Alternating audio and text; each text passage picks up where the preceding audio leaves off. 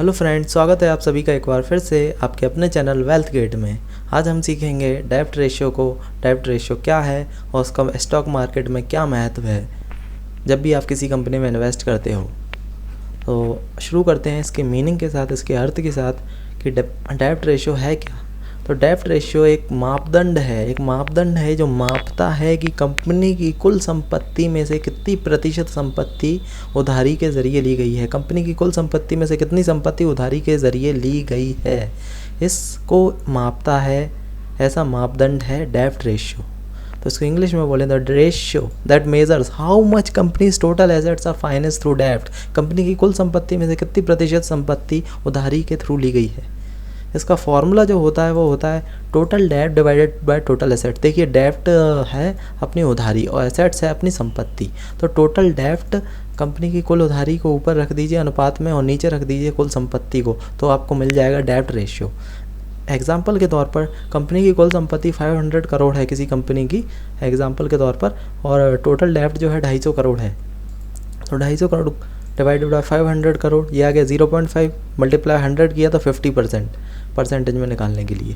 तो 50%, इसका मतलब क्या हुआ, 50% कंपनी की कुल संपत्ति उधारी के ज़रिए ली गई है, फाइनेंस्ड थ्रू डेब्ट है।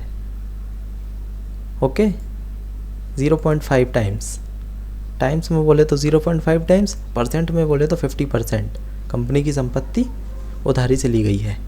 तो इसका इम्पोर्टेंस क्या है स्टॉक मार्केट में। तो देखिए, इसका इम्पोर्टेंस ये है कि ये एक तो मापदंड है, ये मेज़र करता है कि कंपनी की लीवरेज पोजीशन क्या है, कंपनी की उधारी कितनी है। ओके, अब मान लीजिए आप किसी कंपनी में निवेश कर रहे हो तो डेब्ट रेशियो को आप देखोगे, राइट।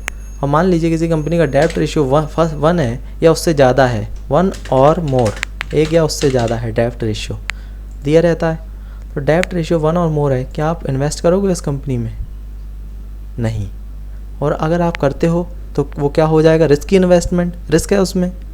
अरे भाई, 1 और मोर है डेब्ट रेशियो, इसका मतलब जो उसकी टोटल डेब्ट है यहाँ पे 500 करोड़ या उससे ज़्यादा है, तभी तो 1 और मोर आ रहा है।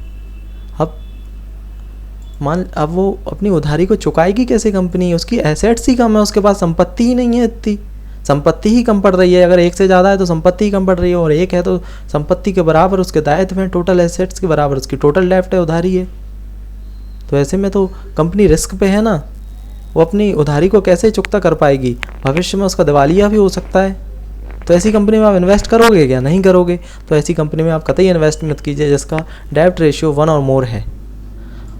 तो अब आप पूछेंगे कि डेब्ट रेशियो कितना होना चाहिए। तो डेब्ट रेशियो जितना कम हो उतना अच्छा है, 1 से जितना कम हो उतना अच्छा है। और मैं जो बोलूँगा वो है 0.5 के आसपास है, 0.5, 0.6 या 0.4। 0.5 से नीचे है तो बहुत ही बढ़िया है, कंपनी की कम संपत्ति डेब्ट के ज़रिए ली गई है। तो आप इस चीज़ को देख लीजिए जब भी आप किसी कंपनी में इन्वेस्ट करते हो। और मान लीजिए अब एक और चीज़ स्टॉक मार्केट में आप देखिएगा कि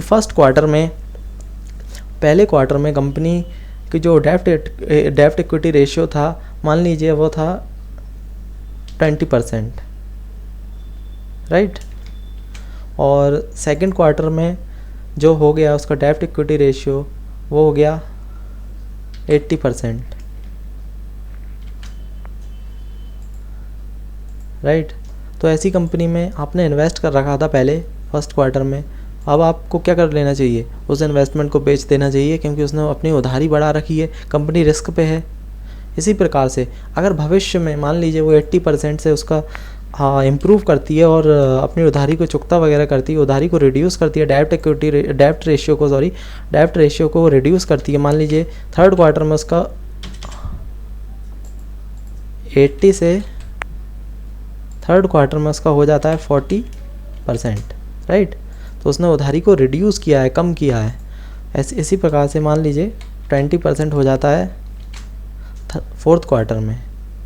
तो आप इस कंपनी में बिल्कुल इन्वेस्ट कर सकते हो, क्योंकि अब उसने अपना डेब्ट रेशियो को इम्प्रूव किया है। डेब्ट रेशियो इम्प्रूव जब होता है जब वो गिरता है। तो डेब्ट रेशियो आप देख लीजिएगा कि प्रीवियस क्वार्टर्स के कंपैरिजन में अगर डेब्ट रेशियो प्रीवियस क्वार्टर्स में अच्छा नहीं रहा था तो प्रीवियस क्वार्टर्स के कंपैरिजन में डेब्ट रेशियो इम्प्रूव हुआ है या नहीं हुआ है, डेब्ट रेशियो कम हुआ है या नहीं हुआ है, ये चीज़ आप चेक कीजिएगा अगर डेब्ट रेशियो उसका बिगड़ा हुआ है। तो ये था अपना लेक्चर डेब्ट रेशियो के बारे में और उसका क्या रोल है स्टॉक मार्केट में। धन्यवाद। Please subscribe to my channel wealth gate. अगले लेक्चर में मिलते हैं किसी नए टॉपिक के साथ जो कि स्टॉक मार्केट में इम्पॉर्टेंट है। Thank you.